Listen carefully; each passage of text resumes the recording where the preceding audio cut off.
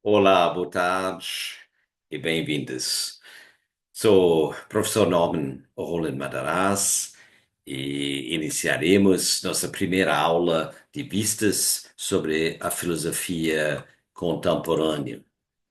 Na semana passada fiz uma apresentação geral da disciplina, indicando alguns dos principais rumos da filosofia contemporânea, os problemas com a datação, os problemas com a compreensão do que distingue a filosofia contemporânea e a filosofia moderna, toda a questão da relação entre história e filosofia, sem esquecer toda a questão do desenvolvimento da filosofia dentro do contexto e do quadro dos estudos universitários. Hoje abordaremos, então, nossos primeiros desafios, que são, então, de pensar o contexto no qual se encontra a filosofia contemporânea. Na última vez, eu comentei que a filosofia contemporânea se articula dentro de um contexto de complexos, não? Ou de estruturas. Não? Desses complexos que eu destaquei na semana passada, na aula passada, era o complexo sujeito e objeto. Não? Ah, o sujeito e o objeto está presente na filosofia moderna e certamente é uma das fundações à maneira, digamos, europeio, eu diria euro-ocidental, para pensar a relação que os seres humanos têm entre si e com a natureza. Né?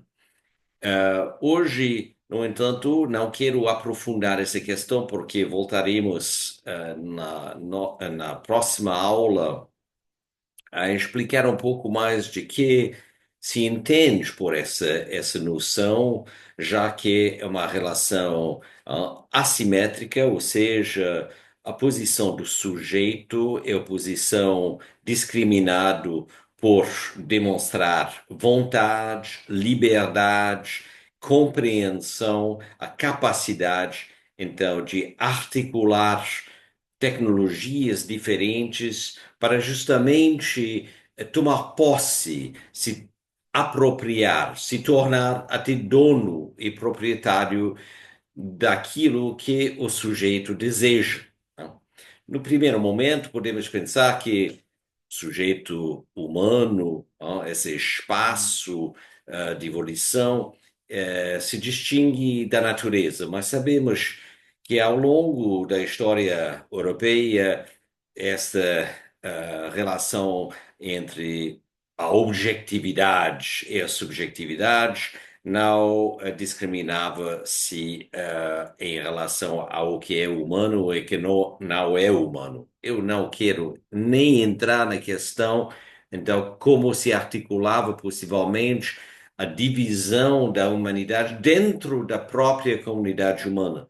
Mas quero apontar que, já que isso foi feito, ou seja, certas civilizações, certas etnias, certos gêneros, certas classes, certas raças, não eram considerados tão humano que aquela humanidade expressa na posição e pela posição do sujeito, nós podemos ver quão problemática é esse complexo. De toda forma, ao considerar que o sujeito em se relacionar com o objeto também estabelece o que é a alteridade, o que é o outro, ó, e que esse outro, durante a maioria do tempo filosófico, pelo menos do tempo da teorização filosófica, se articula a partir de uma posição de objetividade e não de uma terceira posição, a não ser que começamos a pensar justamente da posição divina, da posição transcendente como sendo a posição do outro, que será um problema que surge no contexto da filosofia contemporânea exatamente, na sua ambição de reformular a partir de uma posição uh, transreligioso da ideia ou da representação de Deus ou da figura da divindade. A alteridade, no entanto, também se reduz à questão do outro, ó, mas também se reduz àquilo que não é aparente, ou inaparente. Então, nesta aula, gostaria de circular em torno de um outro complexo que suplementa o complexo sujeito e objeto, que é a posição de cultura, sociedade versus natureza, né? Então, considero que esta questão é um dos preliminares que devemos abordar ao tratar da questão ou dos problemas propriamente de contemporaneidade, tais como se formam nesse campo que é a filosofia contemporânea. De toda forma, a natureza não é uma noção fixa, não é uma noção absoluta, e queremos saber de onde vem, então, essa noção de natureza, já que por meio das mudanças climáticas, do capitalismo, do antropoceno, encontramos, de nosso tempo, uma compreensão flutuante da natureza. Não sabemos mais exatamente de que a natureza é capaz, e na filosofia essa questão, essa afirmação se juxtapõe e acrescenta também uma questão que Bento Spinoza tem formulado, que não sabemos de que o corpo é capaz. Então, o corpo é aquele componente natural, orgânico, que se junta as demais componentes do organismo humano. Na maioria das teorias que afirmam uma posição metafísica ou metabiológica sobre o organismo humano, ainda participamos de um dualismo em que existe uma distinção entre mente e corpo, embora essa distinção vai diminuindo cada vez mais que compreendemos a atuação e o funcionamento do cérebro. De toda forma, por enquanto, e tal como apresentado na história recente da filosofia, mente e cérebro não se sobrepõem. Qual é a natureza dessa relação? Será um dos tópicos que abordaremos no decorrer dessa disciplina. Antes de iniciar e antes de explorar essa afirmação que eu acabei de colocar no slide, gostaria de avisar que estou oferecendo aqui 10 aulas em forma muito densa, esquemático, apontando a vários autores. Isso no intuito de compartilhar esse rico campo de pensamento fundacional, tanto das ciências quanto das novas concepções religiosas, teológicas, metafísicas, e também completamente envolvido no estudo das relações sociais e das estruturas políticas, inclusive dos modos de governo e de organização da economia política. Para aqueles que desejam aprofundar os tópicos, tendo acesso a uma bibliografia mais específica, possivelmente desenvolver um trabalho, deixo meu e-mail nas informações sobre a aula e ofereço a possibilidade de formar uma pequena turma ou de continuar dando aula de modo particular. tem preços interessantes que estou oferecendo e podemos discutir de tudo isso por e-mail. Para a hora, voltaremos a discutir então os conceitos fundacionais preparatórios para pensar a filosofia de modo contemporâneo. Então, deixa-me começar com essa afirmação. A filosofia surge sem origem, mas anda sendo condicionada por problemas.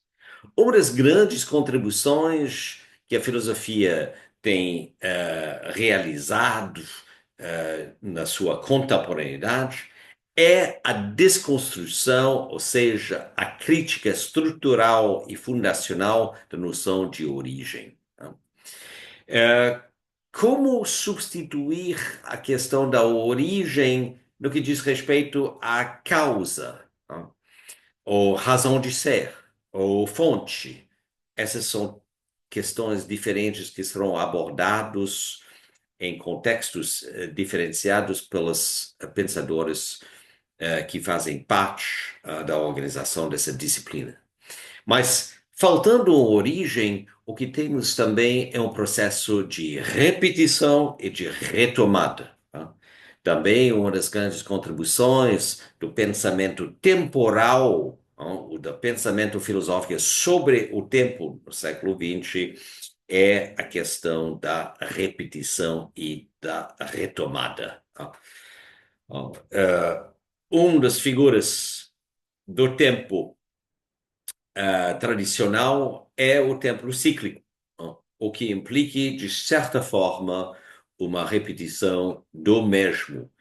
A filosofia contemporânea já anda há muitas décadas, talvez mais de um século, a partir de um tempo diferencial. É aqui quando se fala de repetição, quando não se distingue a diferença e a identidade, então, a maioria do tempo estamos falando de uma repetição diferencial. Então, sendo assim, como se mantêm as noções e como se comparam as noções primeiramente desenvolvidas pela filosofia moderna? É justamente nesse sentido que a repetição diferencial vai servindo para destacar e aprofundar o que podemos entender pela filosofia contemporânea. Ou seja, existe certamente um modelo de sujeito-objeto que percorre o pensamento euro-cristão, judaica, e laica, o ateu. No entanto, em termos da exclusão de outras perspectivas, não podemos ver no desenvolvimento do pensamento filosófico algo tão evidente. Ou seja, quando se repensa a questão do sujeito a partir de uma diferença irredutível, ou seja, uma diferença que não complementa a identidade, mas que é fundacional da identidade, então estamos dentro do âmbito dos problemas contemporâneos. E nesse sentido, quando se pensa a natureza, pensa que a nossa compreensão da natureza, por parte devido ao problema das mudanças climáticas e do aquecimento global, se torna um pouco mais frouxo, um pouco mais instável. No entanto, já no início do século XX, nas pesquisas do filósofo Martin Heidegger, encontramos um questionamento diferencial posto a significado e a representação que fazemos da natureza. Ou seja, Heidegger vai resgatar em seu argumento uma identidade aparentemente esquecido entre natureza e ser, na figura do Physis, na Grécia, antes das grandes filosofias, das grandes escolas de filosofia fundado por Platão e Aristóteles. Né? Já que physis significa ser, então quando trazemos essa nova compreensão, a dupla face, não? Por um lado natureza, outro lado ser, ao complexo sujeito-objeto, podemos ver que nem natureza, cultura contém o significado esquecido, certamente repetido e possivelmente retomado diferencialmente da noção de natureza. Tá? Então, estamos precisando de uma terceira posição. Tá? Essa terceira pode ser uma posição em suplementação, pode ser uma posição transcendente, mas pode ser também uma posição imanente, interno ao complexo, cujo exteriorização implica uma saída do complexo. São figuras de uma certa dificuldade, mas, pelo menos quando digo o conceito da natureza não é absoluta, e que estamos vivendo sua transformação, podemos pelo menos ver o que acontece com essas grandes fundações ao pensamento euro-ocidental, que se denominam e herdam, se denominam sujeito-objeto e usam os mesmos termos, mas que finalmente demonstram um significado que está parte da própria transformação. Ou seja, ainda não chegamos a discriminar exatamente o que significa esse processo. Então, quem criou a natureza? Bom, nessa primeira aula, o que eu gostaria de fazer para preparar o território da contemporaneidade, voltar a alguns dos grandes pensadores da modernidade filosófica, ao iniciar a discussão Thomas Hobbes, porque, apesar do fato que, como aprendemos nos cursos de História da Ciência, nos programas, nos documentários sobre a história das ciências ou recentes livros de vulgarização, em que constata-se uma certa timidez, uma certa vergonha de identificar filosofia com ciência, não são apenas os pensadores que modernizaram ao matematizar o campo da física aristotélica, a nossa compreensão da natureza. Então, não é só Galileu Galilei, não é só Isaac Newton que contribuíram a compreender o que é a natureza. A natureza não é composta apenas de fenômenos mecânicos ou eletromagnéticos ou luminosos ou químicos.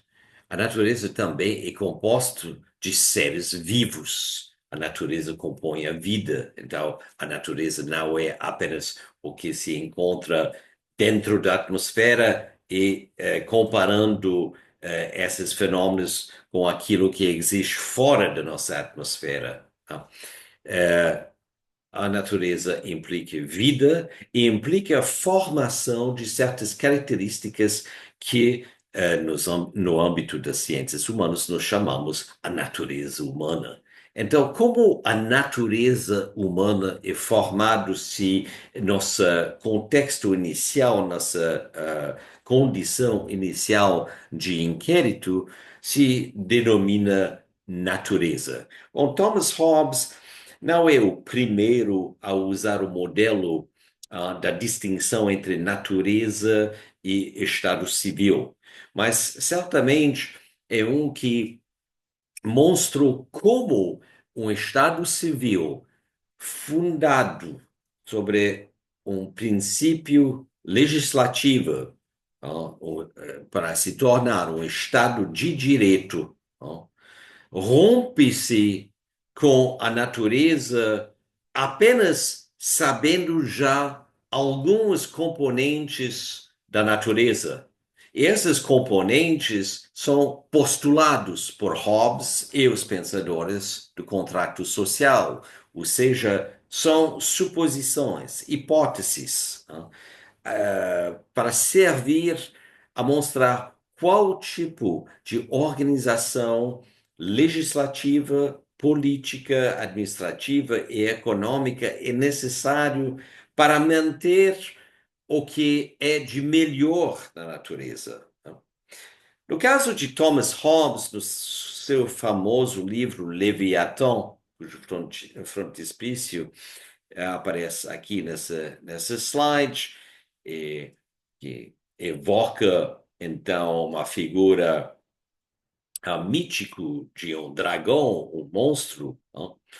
Embora a figura aqui do soberano que ao, ao qual é atribuído também o nome de Leviatã, porque esse soberano é feito, composto de um corpo cujos elementos são súditos humanos, ou seja, sujeitos humanos. Esse termo de súdito também deve ser flexibilizado no que diz respeito à tradição legislativa ou de filosofia do direito envolvido aqui, porque esses súditos adquirem seus direitos dentro de um contexto diante de um contexto civil. Não? O que é o contrário daquilo que Hobbes vai apresentando no que diz respeito ao estado da natureza. Não? No estado da natureza, os seres humanos são animais. Animais humanos, mas animais, como o decorrer do pensamento sobre a natureza vai determinar, embora apenas séculos depois, sendo que a caracterização do ser humano como animal confronta-se às dogmas da Igreja Católica e outras vertentes do pensamento religioso social. Né? Então, Hobbes escreve no século XVII, no contexto em que uma guerra civil de formas diferentes caracteriza a Inglaterra, que tenta, em sua primeira experiência, de se afastar do sistema do reinado absolutista. Não? O século XVII será o século da Revolução Gloriosa, embora Hobbes é anterior a essa revolução, será o nome de John Locke, outro pensador que trabalha a partir da configuração do contrato social, que portará a associação com essa revolução. Mas o que interessa Hobbes aqui é superar uma condição em que ele constata que os seres humanos, os animais humanos, vivem de uma maneira extremamente precária na condição natural. De onde vem essa ideia que a natureza apresenta-se como precária? Bem, Hobbes considera que a natureza se define por uma escassez de bens. Não? Esse ponto nunca é suficientemente afirmado. Não? E sem uma ciência fina desse ponto, saem as interpretações mais exageradas, para não dizer equivocadas, do Leviatã. Até usando ou pleiteando que o Leviatã oferece um tipo de modelo, um modelo para um tipo de poder autoritário melhor representado no século XX pelas ditaduras militares ou demais formas aqui usando um termo com o qual não considero nenhuma legitimidade, que é totalitarismo. Tá? O que Hobbes argumenta no Leviatã é que um processo de construir um Estado, uma Constituição, procede pela criação de um Commonwealth, ou seja, um âmbito que pode ser visto como uma coisa, um bem, e essa coisa sendo um bem em relação ao qual todos os membros identificam ou existência compartilhada. Né? Para Hobbes, então, trata-se da criação de um homem artificial. Isso é claramente exposto no início do livro, numa introdução que a maioria dos comentadores de Hobbes simplesmente ignoram. Né? Mas o que é a proposta do livro? O livro em si oferece um tratado sobre o homem e suas características. É um livro que entenderíamos como fazendo parte da biologia ou da psicobiologia atualmente. Tem passagens também sobre a gênese da língua. E, de qualquer forma, todas essas faculdades e funções e afetos dos seres humanos estão em relação entre si por uma visão materialista da física que é pré-newtoniano, na verdade, e que não considera que existem forças à distância, mas que todos os afetos estão em contato de uma certa forma, mesmo sendo de uma forma inaparente. Tá? Então, passamos nessa primeira parte do Leviatã a analisar o animal humano de forma geral, sem discriminação de gênero, embora voltado a examinar as funções primeiras do corpo humano. E, nesse sentido, chegamos a identificar os seres humanos, o animal humano, como sendo um dos componentes da natureza. Tá? Logo, Hobbes vai considerar, no entanto, que a natureza é o campo da discórdia, né? E ele vai escrever que são três as causas principais da discórdia. A primeira é a competição, segundo, a desconfiança e terceiro, a glória. Essas três componentes, competição, desconfiança e glória, é a base, são a base da natureza humana. Para Hobbes, não se interesse se, frente a condições iniciais diferentes, essas características da natureza humana poderiam se transformar. No que diz respeito às condições no qual ele observa a existência humana, a partir do capítulo 13, encontramos a discussão que deixa, francamente, perturbado muitos leitores na tradição liberal de Hobbes. Né? Aplica-se a tese segundo a qual cada homem é igual, motivado a se autopreservar. No entanto, argumenta Hobbes, sem restrições, sem constraints, constrangimentos, isso conduz a uma guerra de todos contra todos. A guerra universal é o risco consequente da extinção da espécie humana. Então, o projeto de Hobbes é de proteger a espécie humana. Então, o homem natural de Hobbes não é um selvagem. Isso ele deixa muito claro na introdução ao livro, em que encontramos um ser excepcional, dotado de razão, que tem uma capacidade análoga à divindade a criar um outro homem. Esse homem artificial então, será o Estado eticamente fundamentado. A natureza humana transforma o homem em lobo de homem, mas o que é pressuposto justamente é a escassez de bens. Então, eu não quero aprofundar-me, e certamente não é objetivo desta aula de discutir seu programa de constituição de um Estado civil.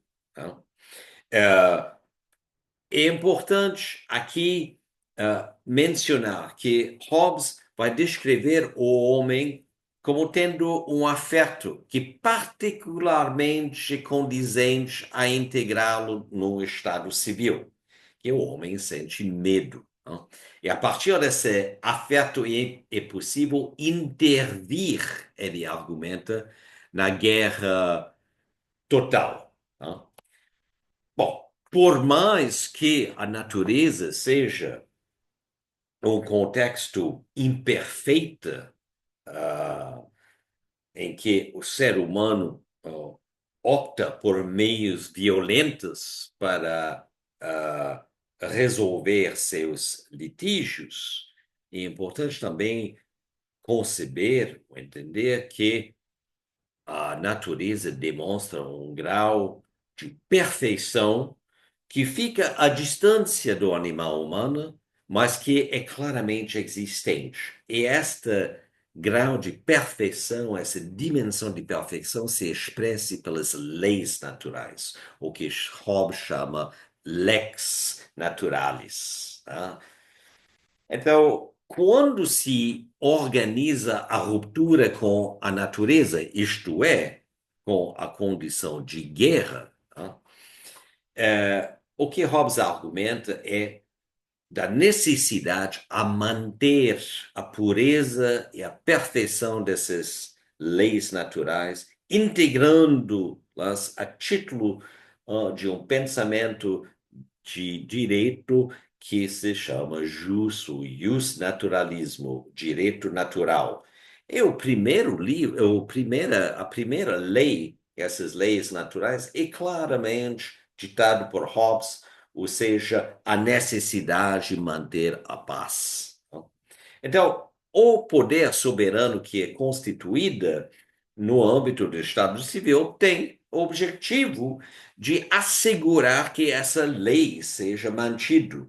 Mas pergunta-se, então, como isso leva ao autoritarismo? Não será essa leitura equivocada no primeiro momento? Ah, aqui temos, aliás, um reconhecimento inscrito por Hobbes dentro da sua própria concepção legislativa, organizadora das relações sociais dentro do Estado Civil, como decorrendo de um direito fundamental à resistência, obtido, concedido a qualquer cidadão, qualquer sujeito de direito, não?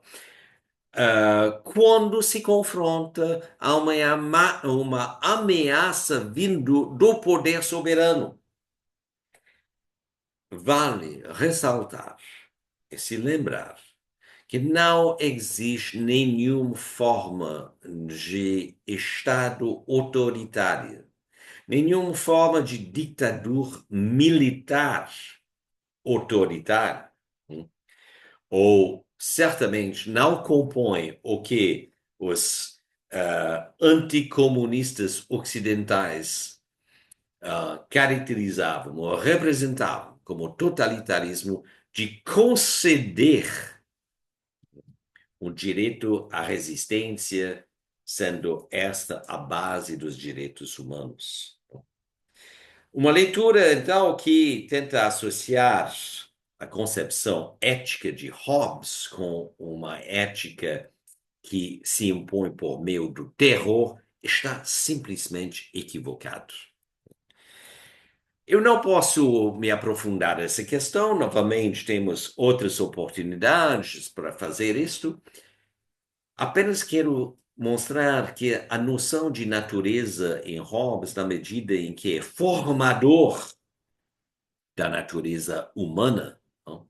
Baseado sobre competição, uh, sobre, voltando às três discriminantes, a desconfiança e a glória, ah, são determinados especificamente por uma representação que deve ser visto aqui como postulação da natureza como sendo determinado em seu torno pela escassez de bens. Isso vai ser transformado completamente no Tratado sobre Governo Civil, porém, lendo cuidadosamente o texto de Locke, também chegaremos a ver que o texto não se diferencia em espírito do texto de Hobbes. O que encontramos em Locke é uma visão do justnaturalismo novamente como teoria dos direitos naturais. Aqui Hobbes, aqui Locke é menos focado sobre o que é a natureza humana do que o que são os direitos inalienáveis que constituam a fundação ou a essência do ser humano. Esses direitos são o direito à vida, o direito à liberdade e o direito à propriedade. Esses três direitos são presentes, são embutidos, fazem parte da própria Constituição que é criado por Deus, Locke oferecendo uma visão muito mais teológica da Constituição e da criação da natureza que Hobbes. Hobbes não é tanto um ateu que gosta, que seus opositores gostam de apontar. Ele é um materialista científico, não? E ele considera que o homem foi criado por Deus, por uma força divina, no entanto, por causa da escassez de bens naturais, o homem é levado a engajar-se em atos de uma violência coletiva tal que ameaça a reprodução e a preservação da vida humana. Por isso, Locke é favorecido por uh, leitores no sentido em que ele argumenta a partir de suas convicções religiosas, mas também ele considera que essa divindade é realmente a divindade do Novo Testamento, não do Antigo Testamento. Não? Essa divindade, esse Deus, é um Deus que cria uma natureza abundante. Tá? E nesta natureza, qualquer ser humano tem a capacidade de transformar artefatos naturais em objetos de qual eles podem usufruir. Esta noção de transformação, ou seja, de transferência de uma parte da sua capacidade orgânica a artefatos naturais para criar, então, um novo produto, segue a ideia da perfectibilidade na intervenção do ser humano junto com a natureza, que está presente em Hobbes, mas que se manifesta especificamente no nível do Estado, da criação do Estado civil. Em Locke se manifesta de maneira mais parcelada, na medida em que a propriedade existiria, então, no estado, na natureza, como expressão dessa perfectibilidade. Né? Então, o estado na natureza, quando comparamos Hobbes e Locke, podemos ver que é um estado de perfeita liberdade, não? Um estado de igualdade, regido por uma lei da natureza. Isso é comum a Hobbes e Locke. Ninguém tem naturalmente o direito de governar, também fazendo parte desta teoria. No entanto, tanto Hobbes quanto Locke consideram que a razão humana possui a potência a criar uma condição de vida melhor. Por Hobbes, isso passa pelos teoremas da razão. Finalmente, no que diz respeito à Constituição do Estado Civil, é um ato singularmente humano, sem necessidade de Deus, embora o reconhecimento de Deus pode ser obtido em função do que foi decidido dentro do contexto do Estado Civil. Para Locke, o aspecto teológico está no coração da sua representação da natureza. Uma lei da natureza incontestável é a humanidade que deve se preservar na medida do possível.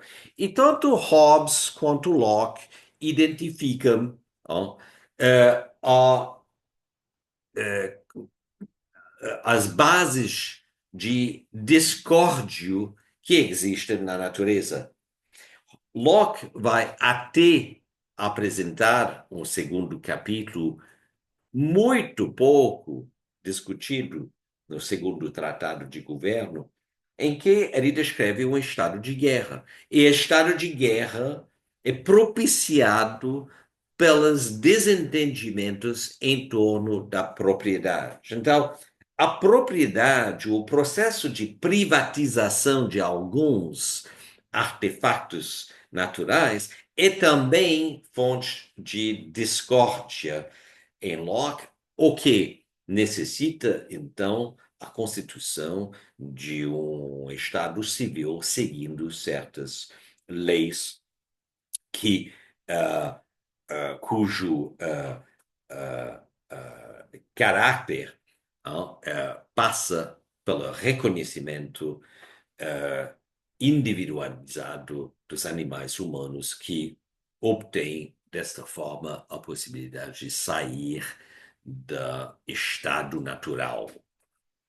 Então, aqui realmente temos as bases de duas concepções da natureza estruturalmente distintas, porém que levam a situações de conflito que não são tão diferentes quanto os libertários costumam identificar Locke, ao contrário de Hobbes. Se seguimos esse desenvolvimento, que é uma visão de organizar a história do pensamento, que segue o desenvolvimento, o desdobramento dos conceitos ao invés de uma estrita cronologia, chegaremos a Jean-Jacques Rousseau. E Jean-Jacques Rousseau é visto por vários pensadores, particularmente um dos maiores cientistas franceses do século XX, Claude Lévi-Strauss, um cientista das sociedades e das relações humanas. Conforme Claude Lévi-Strauss, o projeto de Rousseau busca a sociedade-natureza para aí meditar sobre a natureza da sociedade. De fato, no seu tratado de 1755, o discurso sobre a origem e os fundamentos da desigualdade entre os homens, Rousseau vai apresentar a ideia da nobreza selvagem, uma vida ainda mais natural que Hobbes e Locke têm demonstrado. Rousseau, aliás, argumenta que o que Hobbes e Locke apresentam em termos de estado natural corresponde a uma forma rudimentária, certamente nada ética em termos da sua estruturação, de uma sociedade humana. Para Rousseau, os descobrimentos vindo das áreas tropicais do mundo, a tradução na língua francesa dos relatos dos viajantes, oferece tanto quanto os relatos vindo da região francófona da Nova França, as bases de um pensamento da liberdade simplesmente desconhecido na Europa até então. É verdade que a Inglaterra haverá uma pequena vantagem por meio da sua revolução política a pensar a liberdade como fundacional necessariamente de uma sociedade justa. Isso ocupará algumas décadas a mais, ou precisará algumas décadas a mais para se tornar um tópico e um problema amplamente discutido na França, cujo experiência com a monarquia absolutista se estenderá, como sabemos, até o despertar da Revolução Francesa em 1789. O que encontramos em Rousseau, então, é um ser humano, um animal humano vivendo na pureza ah, da natureza. ah. As características da natureza humana são a autopreservação, mas aí a compaixão, sendo que a compaixão é completamente desvinculada, a piedade, digamos, outro termo, completamente desvinculado de qualquer gesto de apropriação. No entanto, ambos, a autopreservação e a compaixão, entram eventualmente em conflito.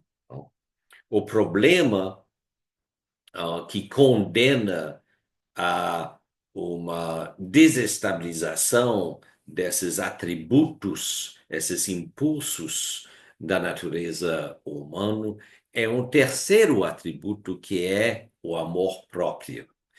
O amor próprio será vinculado, de acordo com Rousseau, à busca de se apropriar-se de possessões que augmentam este sentido, essa sensação de amor próprio. Uh, Esse ato de apropriação leva, então, Rousseau a argumentar que é o aparecimento da propriedade privada que despertará a primeira instância de conflito. No entanto, outra característica da natureza humana, a perfectibilidade, é uma pulsão que reage à dominação desse impulso a favor da apropriação que caracteriza o ser humano.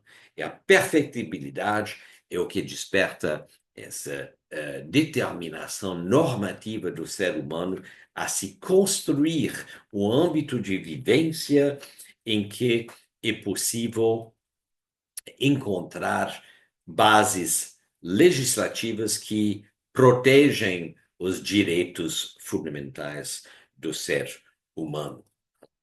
Então, novamente, o meu interesse aqui é indicar apenas o que são alguns dos poucos descrições da natureza e da natureza humana, tal como vivenciado na natureza. Um dos grandes problemas que a filosofia rapidamente disputa com esse termo de natureza humana é que a maioria das definições que encontramos nas discussões no lar, com a família, com os amigos, imediatamente voltam à sociedade humana, ao invés de tratar dos componentes que estão presentes na natureza mesmo, enquanto os humanos se desenvolvem. Então, a natureza humana também contém várias tendências que são inaparentes, que são imanentes e necessitam, interiorizados e necessitam de um contexto social para se desenvolver. Esta ideia será seguido, em grande parte, por Kant, que distingue dois aspectos da liberdade fundacional da do senso pela justiça da razão prática humana. Em Rousseau, o que encontramos é uma noção de vontade geral, né? Um conceito que ele mesmo considera sendo difícil, ou seja, a vontade, uma vontade de todos que não equivale à vontade geral, né? Eh, a vontade geral é algo que supera, então, a somação da vontade de todos, né? Se trata de uma política que considera equitativamente os interesses de todos, essa é a minha ideia de vontade geral. E tem que ser geral no seu objetivo, assim como na sua essência. Essa ideia de vontade geral, evidentemente, será postulado como sendo o ideal e o horizonte que unifica o povo dentro do contexto legislativo do Estado civil, mas sua fonte, seu surgimento existe implicitamente já como componente da natureza humana, tal como os seres humanos vivem na natureza. Então, são três perspectivas aqui que são especificamente vinculados à área que hoje em dia é classificado na academia como pertencendo ou à filosofia política, ou à ciência política, ou à própria filosofia do direito, ou as fundações da teoria, das teorias da justiça, e não especificamente as ciências, embora Hobbes considerava a obra dele, o Leviathan, como sendo um trabalho científico. Ele se considera o fundador da ciência política, que era mais abrangente que a ciência particular da física. Charles Darwin marcará um acontecimento no pensamento ocidental com a publicação da origem das espécies e particularmente a ascendência do homem, em que encontramos um trabalho de derivação e de dedução lógica e epistemológica a partir do estudo dos fósseis e o descobrimento da fenômeno da extinção e também, como diz o primeiro livro dele, da origem das espécies que seja distribuído pelo tempo e articulado, mediado por um processo da luta pela existência em que, como ele fala, os mais aptos são os sobreviventes. Os mais aptos, temos novamente que enfatizar, são todos os seres que continuam em vida hoje. Charles Darwin não considerava que os mais aptos são os mais fortes. A seleção natural, juntado com a, a, a adaptabilidade a meios diferentes, se encontram na base da sua teoria da evolução, que é uma teoria descontínua de evolução. Então, ao citar aqui um texto importante de Ernst Mayr sobre a influência que a ciência de Darwin teve sobre o pensamento moderno, eu devo a considerar que Darwin fundou um novo ramo das ciências da vida, a biologia evolutiva, né?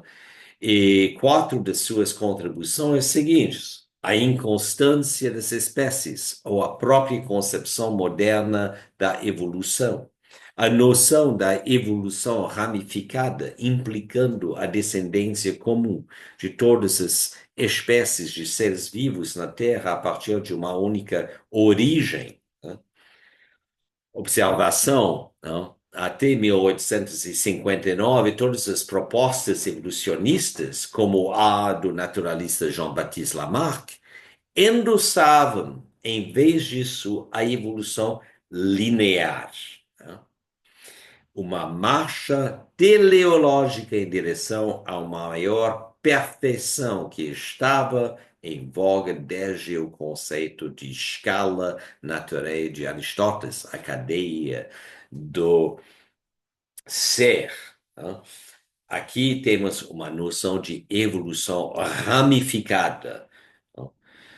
E a evolução deve ser gradual, sem grandes rupturas ou descontinuidades. E o mecanismo da evolução foi a seleção natural. Essas são caracterizações propriamente dito da natureza, né? Do tempo de andamento, o processo dinâmica de transformação de espécies no qual o ser humano se encontra. Né? Então, esta marca foi, durante décadas, expulso.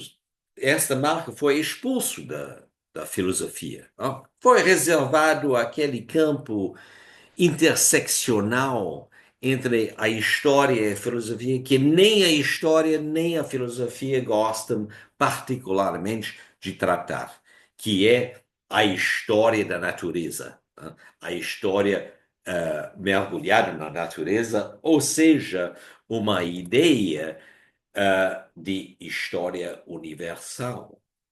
E a ideia de história universal, na verdade, é criado um século antes de Darwin, porém será um dos grandes campos de pesquisa entre Kant e Darwin, que passará por Hegel, sem dúvida, por Marx e Engels também, e vai se estendendo por meio de Nietzsche.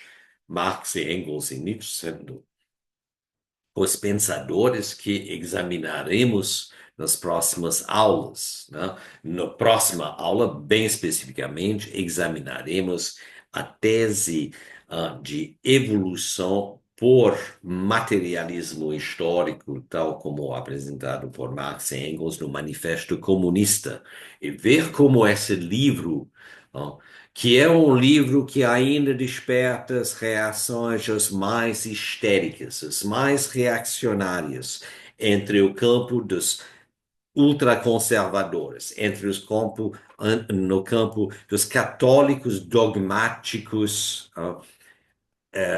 conservadores, anticientíficos.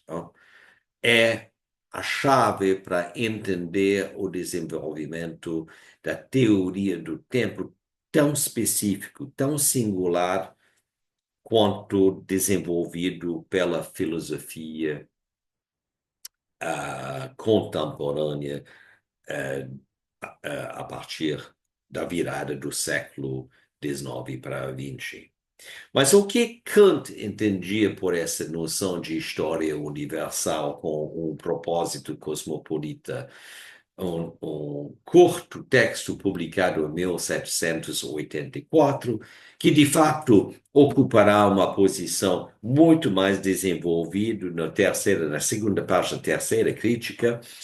Kant apresenta, em termos de uma primeira proposição, a ideia seguinte: todas as disposições naturais de uma criatura estão determinadas a desenvolver-se alguma vez de um modo completo e apropriado. Eu continuo a leitura dessa primeira proposição.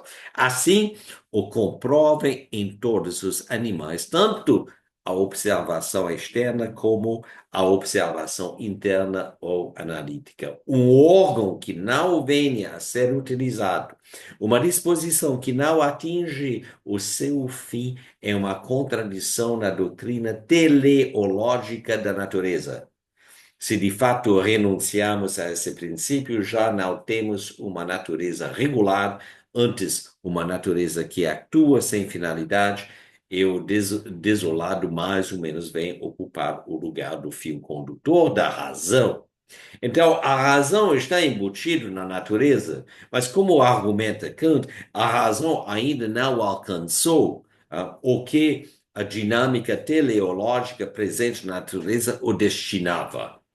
Isso se explica ainda mais na segunda proposição, no homem como única criatura racional sobre a Terra, evocativo extremamente de Hobbes, na sua caracterização do homem na introdução do Leviatã.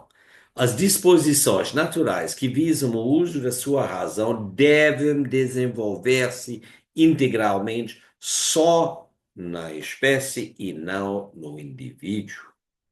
A razão numa criatura é uma faculdade de ampliar instinto natural e não conhece limites alguns para os seus projetos. Não atua, porém, de modo instintivo, mas precisa de tentativas de exercício e de aprendizagem para avançar de forma gradual de um estado de conhecimento para o outro. Então, o que podemos ver é com a nova noção de natureza, tal como Kant a apresenta, e sua relação à formação de uma sociedade civil cujas leis são estabelecidas sobre as bases do pensamento ética ou pelo imperativo categórico, Kant elimina a intervenção pactual, contratual, designado por Hobbes e Locke e Hume e Rousseau como necessário a interromper a dinâmica contraproducente embutido na coexistência humana na natureza com um processo de determinação. Essa determinação obtém o nome de dialética em Hegel e Marx e Engels, mas em Kant não estamos ainda neste ponto. Então a questão é o que a natureza fez para que a razão pelo qual é dotado o ser humano possa alcançar seu fim, que é a criação de uma sociedade justa. Bom, a natureza vai criar uma situação de caos e de conflito para o animal humano, forçando então o animal humano com por meio de uma causalidade indireta a tomar previdência e estabelecer uma configuração racionalmente assentada de normas pelos quais todos os integrantes de uma comunidade se identificaram como sendo tanto autor quanto sujeito dessas leis.